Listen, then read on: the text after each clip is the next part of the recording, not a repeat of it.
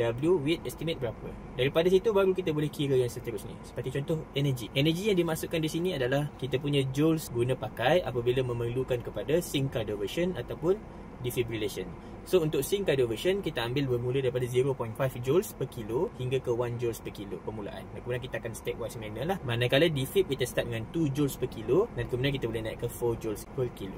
Untuk T iaitu tube. Tube yang dimaksudkan sini sama ada ETT tube, kita punya CBD, trials tube, chest tube. Kita ambil umur dalam tahun, kemudian kita bahagi 4 dan kita tambah 4 untuk yang tak ada cuff, bahagi 4 tambah dengan 3.5 untuk yang ada cuff.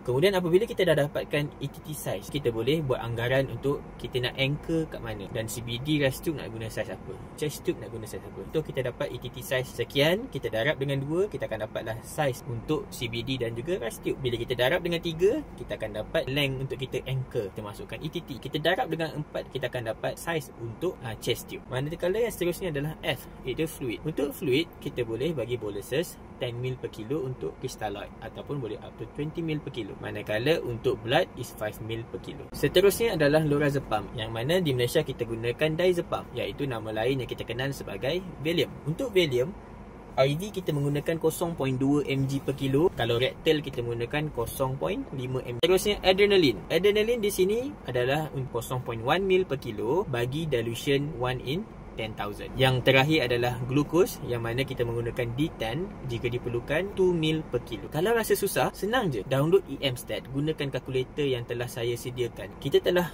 bantu untuk mudahkan dan bendanya percuma sahaja. Just download dan guna pakai.